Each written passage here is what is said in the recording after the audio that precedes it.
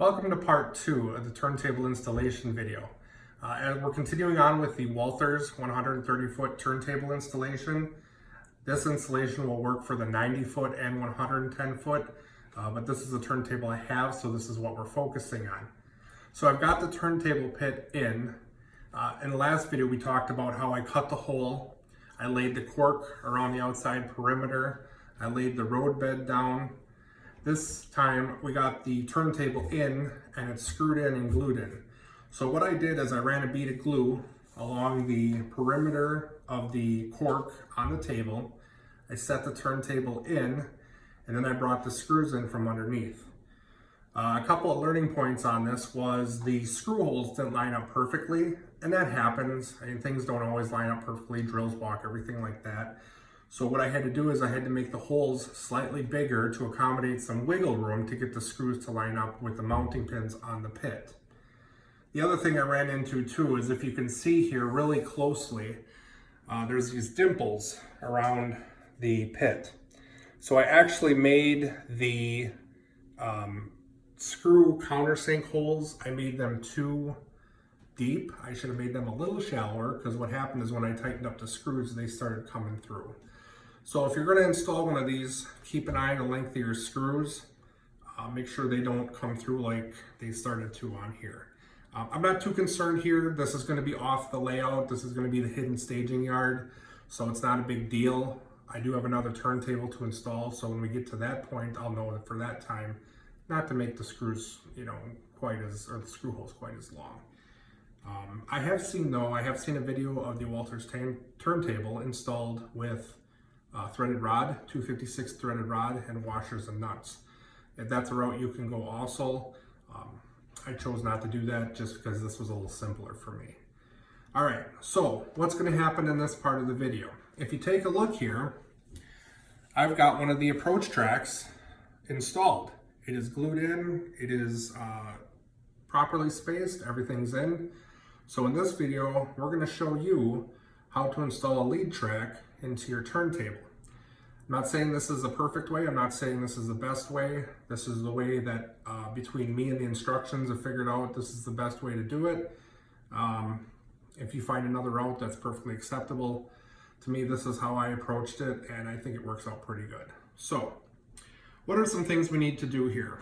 All right, so we need to figure out where our lead track is going to come in. So what I did is I took the bridge and I set the bridge into the turntable,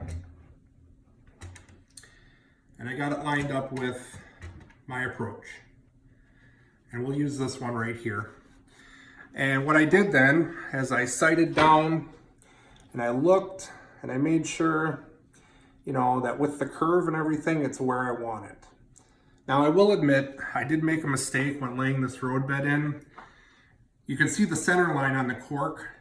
It doesn't line up with the approach track. If you look at this one here, you'll see the track comes way over and then it goes into its curve. What happened was I realized if I got the turntable bridge over to the center line, it would have brought the track way out, and I didn't want that. I wanted a nice gentle curve, so I just ended up bringing in the stub of the track a little bit here and then coming out with the curve and centering it back up. So just a learning experience. I'll do it something differently next time and figure out where I went wrong. But the great thing about this hobby is there's always room for improvement, always room for change. You can always do something different. So it's just one of the things we stumbled upon. Couple other points. So the road bed, the goal of the installing the lead track is, if you'll see here and you'll see here, is you want your bare rail to sit flat on the lip of the pit. See how when I push that down, it sits flat on there?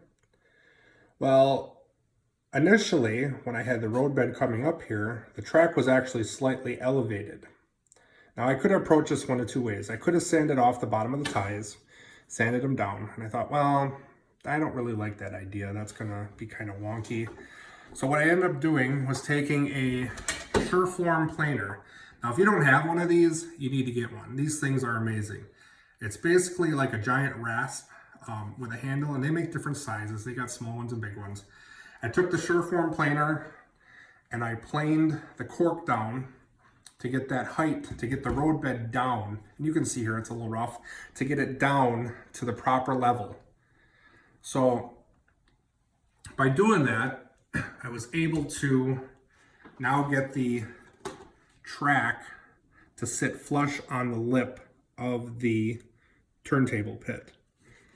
And obviously I painted this all and got it back to the way it was supposed to be, so that's why it looks all nice and pretty. Problem number 2. When you lay this track down on the lip of the turntable and slide it up to the bridge, if you put your finger on there, the track is higher than the bridge. Now, if you read the instructions, the track on the bridge is code 83, and I'm using code 83 track.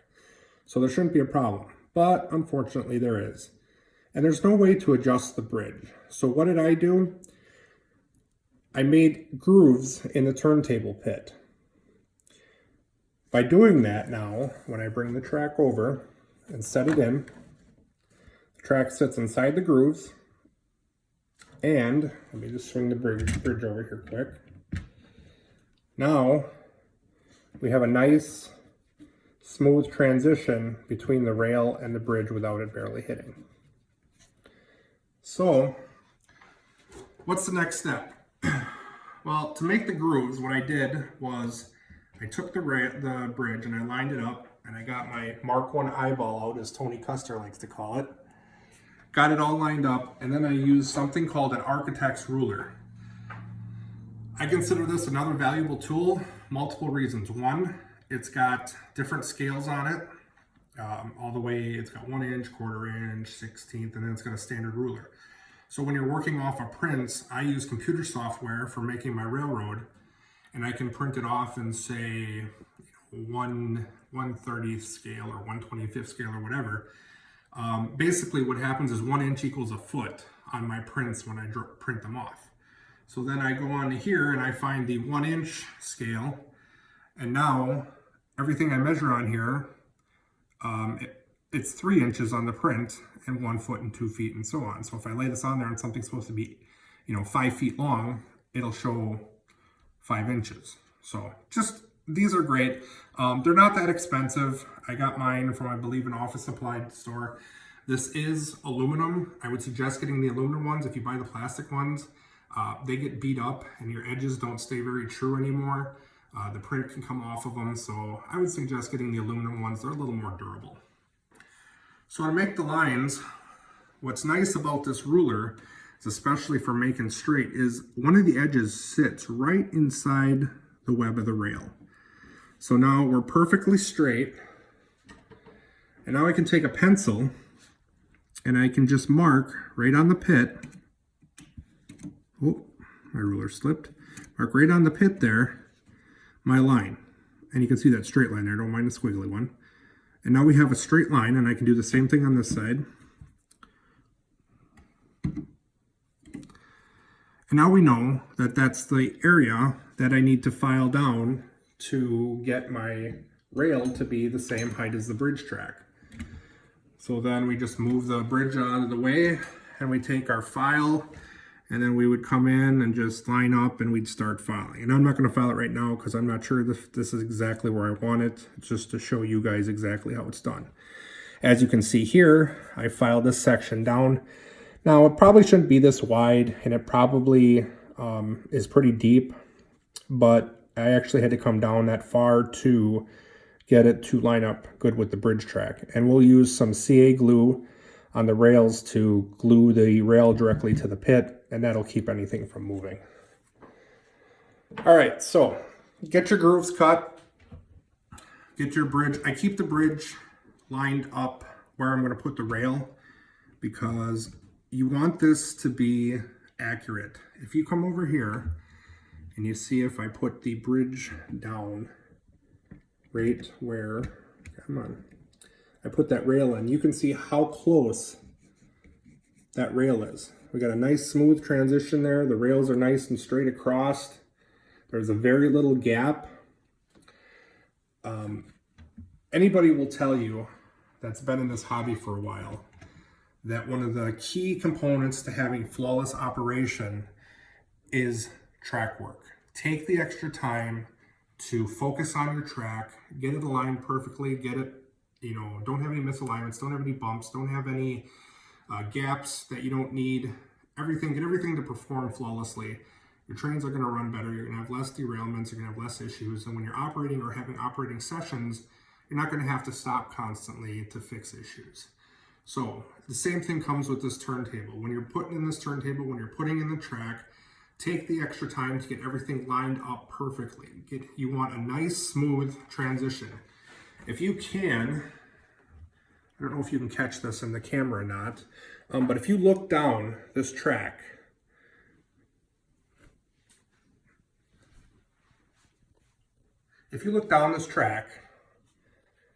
you can see how straight that approach is. And that's what you want. You do not want your tracks coming in. We'll move it back over here. You don't want your tracks coming in crooked. So this is the track we're going to work on. You don't want your tracks coming in like that. That's a huge problem. You want that nice straight approach right into your bridge.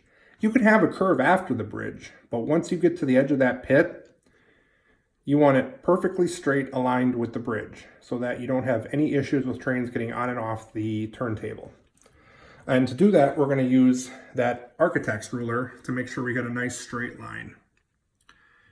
All right, next thing is, Walthers suggests that they tell you that you bevel the ends of the rail so that your wheel flanges don't catch when it's coming on and off the turntable bridge.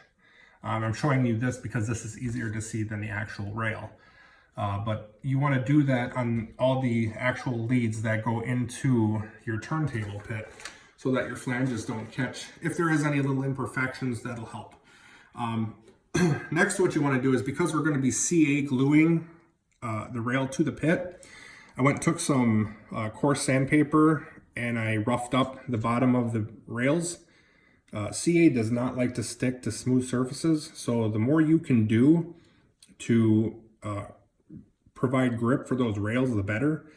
And we'll be using a thin type CA glue to bond the rail to the turntable. All right, so now that we got that, we got our rail set up. You want to cut some ties off the end of the rail because obviously the track needs to go up to the bridge. And what I'm probably going to do is I'm probably going to take the track right up till it touches the bridge, because I can come back with a file and I can file just a little bit away to get that clearance. Walthers recommends that there's a 16th of an inch of clearance between the bridge and your lead track. I think that's a little excessive. I swung the bridge around and it's clearing the rails, even with it being just a hair apart. So I'm going to get mine as close as I can without interfering.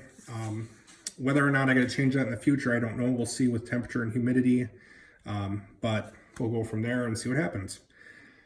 All right, so next, there was a lot of debate on Facebook. I asked a question on Facebook a little while ago about whether I should glue my track, I should nail my track, or I should glue and nail and then should I ballast it. Since this is hitting staging, I thought about doing ballast to lock everything in. I've heard a lot of people say use the ballast to lock everything in. I can honestly say now I got mixed results, about nailing and gluing. So I did both. In areas where it's not so critical, like straight runs or anything like that, I glue the track.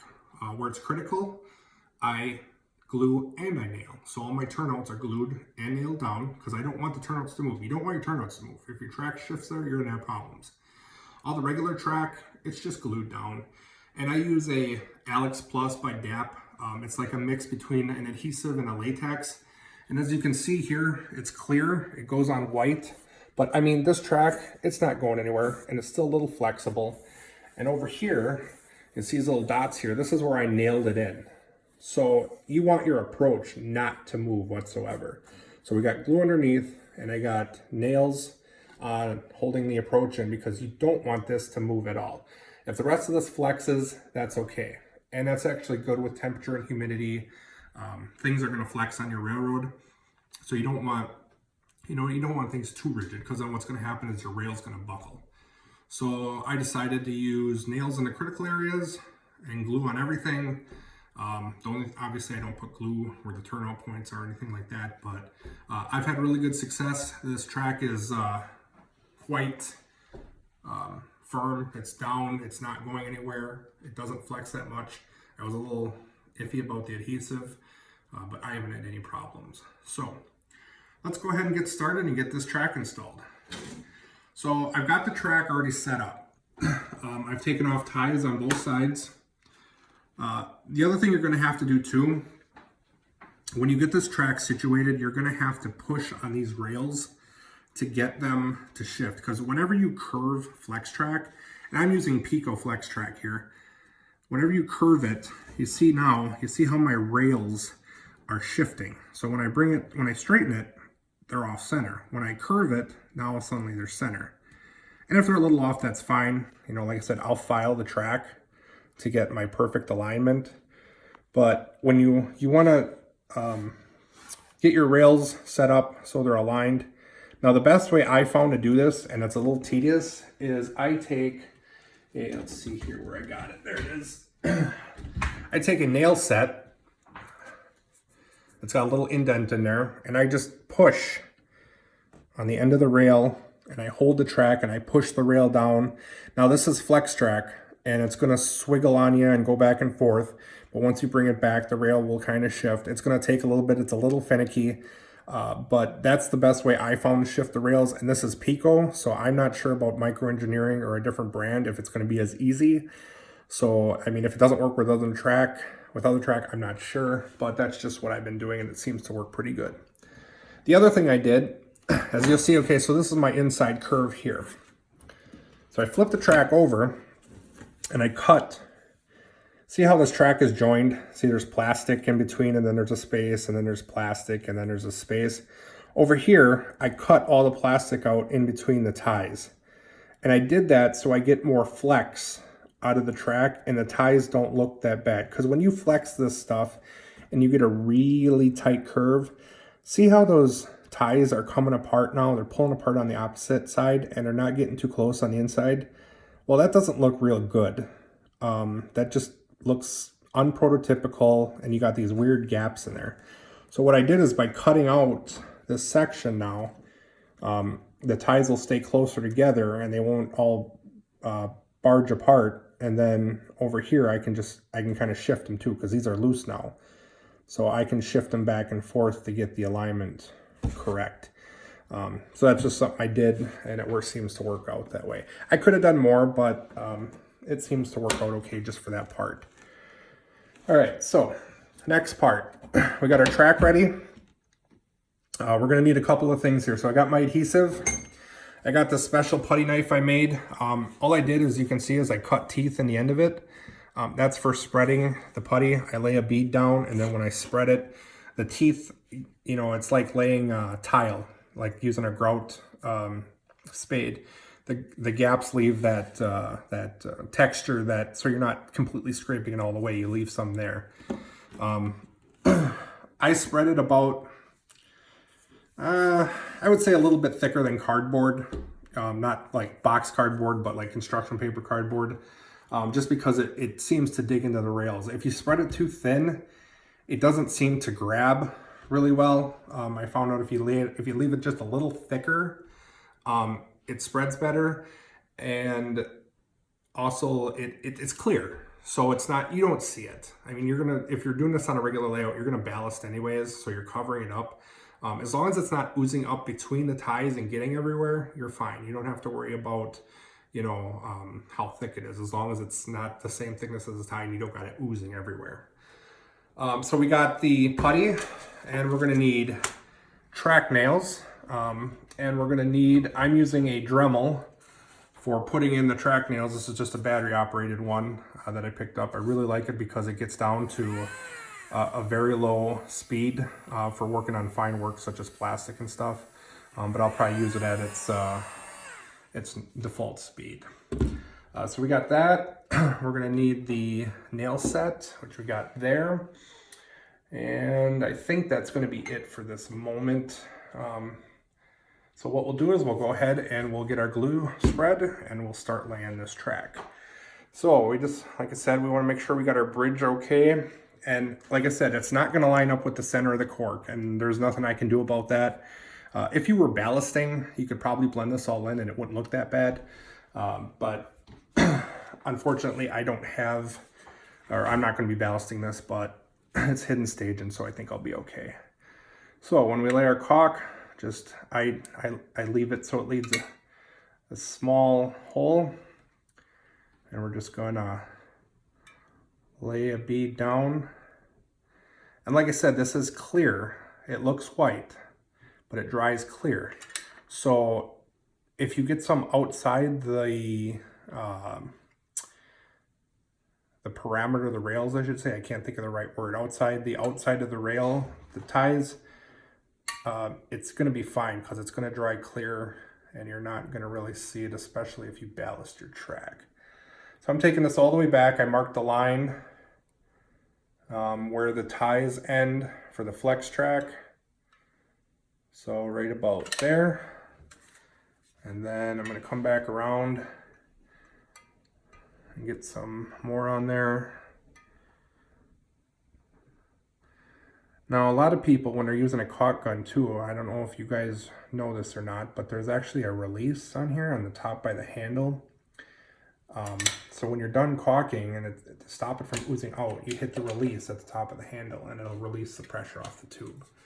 And then as you can see, it's not oozing out anymore. So just a little tip that I learned through my ventures in life. Okay, so now we're going to take our putty knife and we're just going to spread this out. Yeah, you may hear a cat in the background. He doesn't like it when I lock him out of here, but I'm trying to make a video, kitty. So we're just going to spread it out and get our general, and I'll probably start at both ends and just work my way down. As you can see, it's thick. You know, I'm not by any means spreading this out real thin. As long as it's not going to be thicker than the height of the ties, we're good. So this stuff is fairly thick, so it doesn't run, it doesn't ooze. And in the center, we kind of do want to stay with our cork line. So once I get this kind of spread out here and smooth, and then if I got any thin spots, I got some left on the spatula, so I'll come back and apply that there and get that built up a little more. All right, so we'll set that aside, and then we're gonna go ahead and set our track in. Now, this stuff works really good. Your track actually stays in place for the most part with just the glue. But like I said, I don't want this stuff moving. I don't want my track moving. I don't want problems later. So I'm gonna put nails in too in critical areas. So I'm just gonna press it in the glue. And this stuff is workable. I mean, don't think once you lay it, you're done. Until it fully sets up, which you'll know because obviously it turns clear. And I got a little thick here. It'll shrink down though. I'm not too worried. But we'll get that in there, and we're gonna, you don't want your ties either right at the edge, because you can see I didn't get the lip down all the way, so make sure your last tie is back a little bit from the edge of the thing, otherwise it's going to push your rail up, and that's not what we want.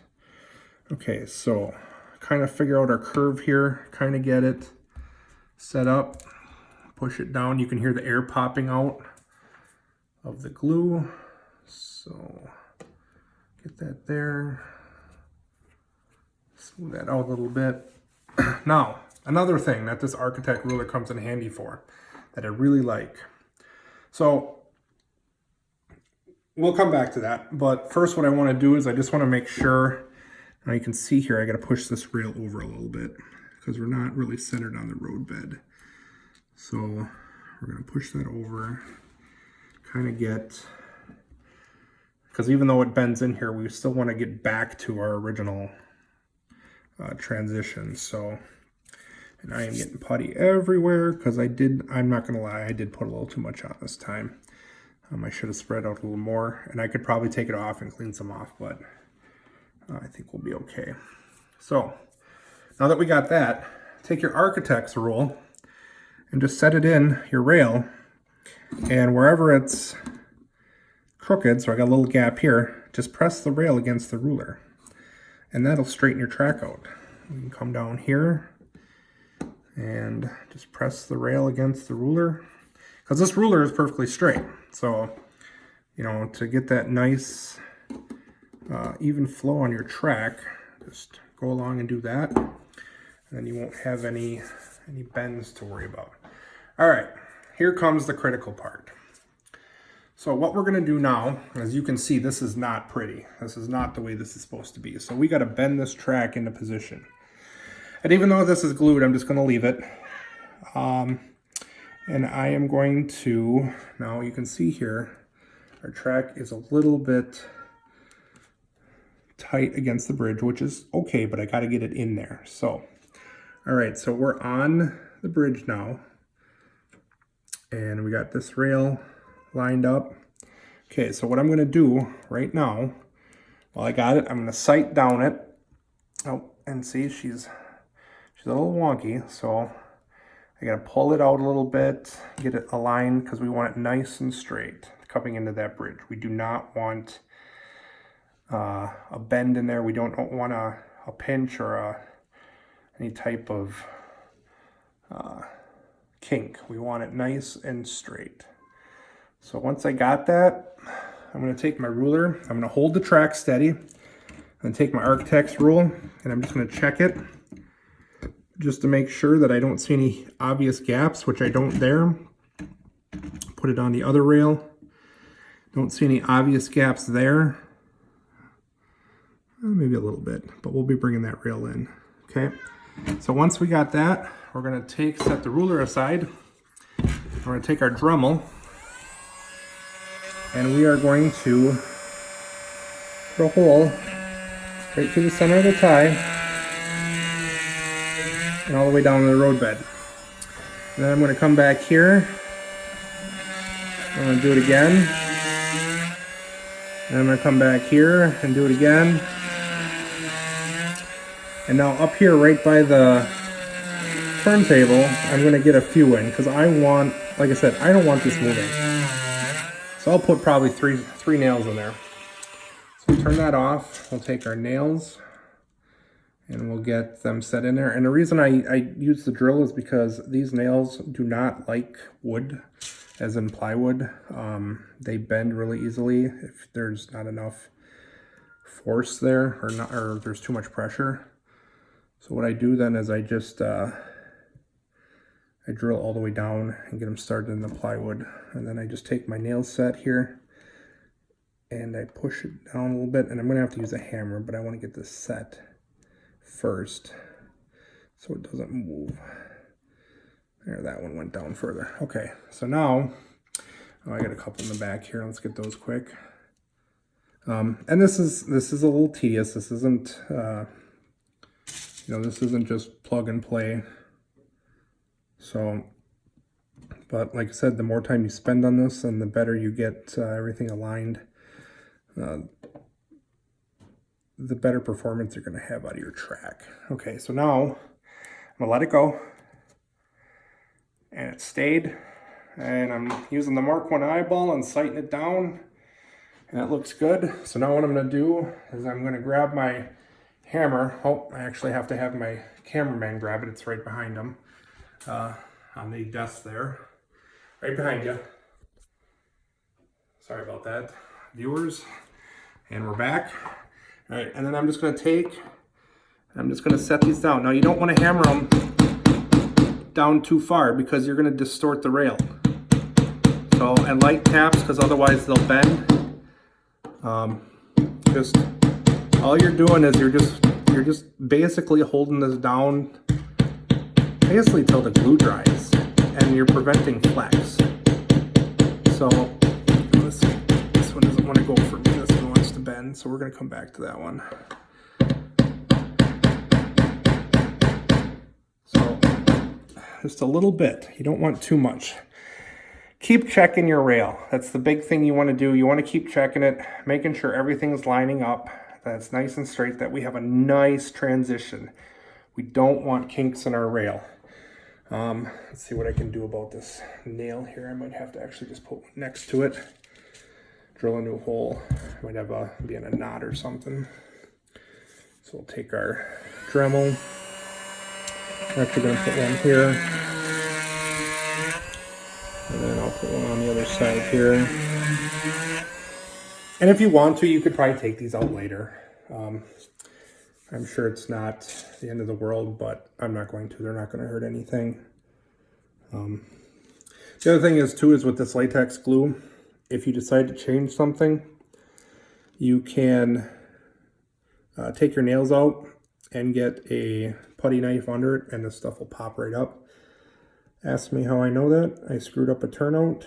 I put it in the wrong spot, and it wasn't aligned as straight as I wanted it, so I had to actually pry it up and shift it over.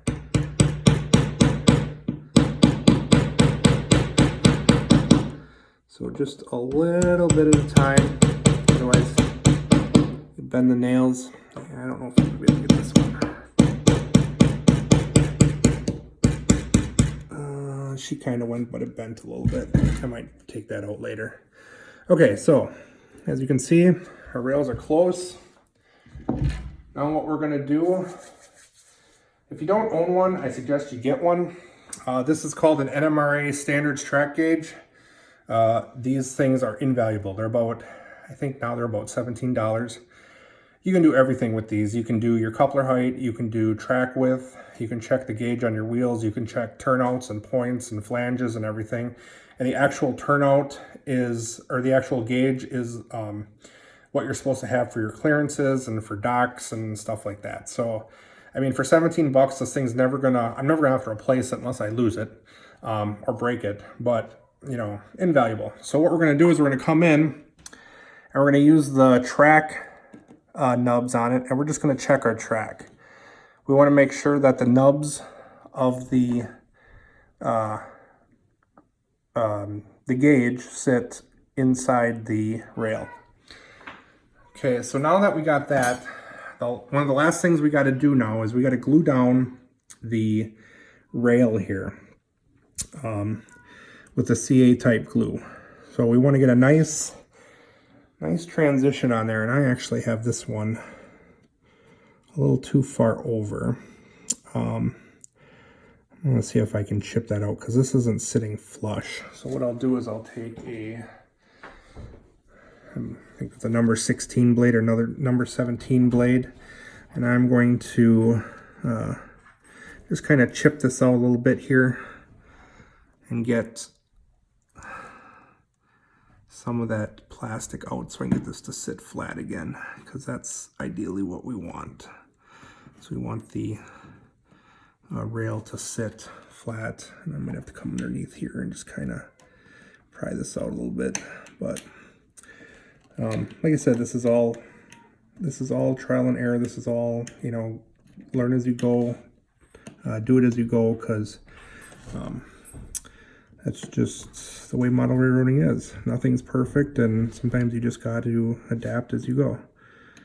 So let me get this out of here. This little plastic bits. And I will admit this is going easier than it did last night when I did my first one, because there isn't a lot out there on how to put one of these in. And I was kind of upset and a little I didn't understand. You know, there's so many of these. There we go. Now we got a nice smooth transition there, and you can see that the rail there's no nub. I can run my finger over it and I can't feel nothing. Perfect. That's exactly what we want. So last and final step is to take some CA type glue and to glue the rails to the pit. So what I need here is I need something I can use as a little, we'll use this here. This is just a glue looper. You can pick these up anywhere. I picked them up from Train Fest in Milwaukee, and I did test them out, and I'm hooked, or I'm looped. These things work great. So what you do is you take your thin CA, you just make yourself a puddle on something. I'm just using the top of the alcohol bottle because it's the only thing I got in reach right now. Take your glue looper, lay it sideways in there a little bit. It picks up the glue and it wicks into the blade. And then we just hold our rail where we want it. And then we just take and we lay it in there and the glue wicks off into the seam. And like I said, by roughing up that metal and by filing the plastic to get our height, it's going to create a nice surface to bond everything. And this is thin CA. This does not take long to set at all. Once you get it in there, it dries almost instantly. Thicker CAs take longer to dry, but using this ultra thin stuff, it's almost instant. So once you put this on, make sure you got it, because you're not going to move it. Once it's on there, it's on there. All right, now we're going to do the other side. So I'll pick up some more glue. And I'm just using my finger to hold the rail down. And then we're just going to take it and wick it underneath the rail there. And you want to make sure you get a decent amount in here. Don't skimp on it. Just because, like I said, this is a critical point. So you want your rails to line up with that bridge track. And you can see I barely have a gap in there, and that's good. You don't need a huge gap. I certainly don't need, you don't need a 1/16 of an inch. I could be wrong. You know, this could not work out later on. And I might have to file these rails back. But as of right now, and I mean, I run a train onto here, and it goes right onto the track. I barely even hear the click of the gap, so I know right there that we got a nice smooth transition. So we'll let that set up. I'll clean the rails. One of the last things to do is we'll make sure your track is still down. I'm going to put some weight on this. I use 1 gallon paint cans. I got some of those sitting around. So I'll actually lay them on their side on top of here and then just let this track sit and set up. You don't want to disturb it too much. Make sure you try to follow your center lines. Like now I notice here that I'm not really centered down here. So we're going to go ahead and fix this and get this all straight. So make sure we get it nice and straight. We go ahead, look everything over.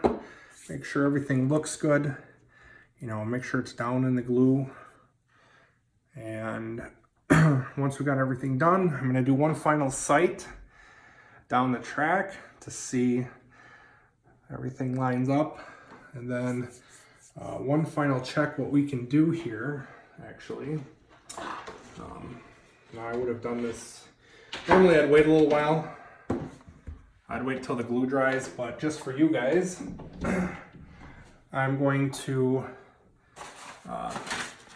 run a locomotive on here, and I'll show you just how good or bad this turned out. So if we get a nice, and I'm just using a DC locomotive, I'm not doing anything special here. So we'll take our engine. I have a Proto 2000 SD40 here, or excuse me, SD9. And we'll get it set on the track. And yes, I know it is not Sioux-line. It will be Sioux-line once I strip and paint it.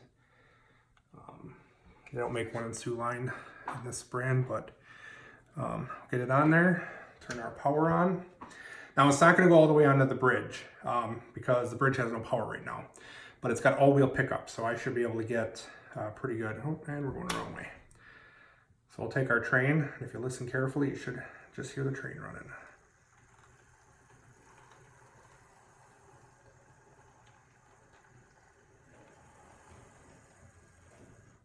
No click from the wheels as it transitions onto the bridge.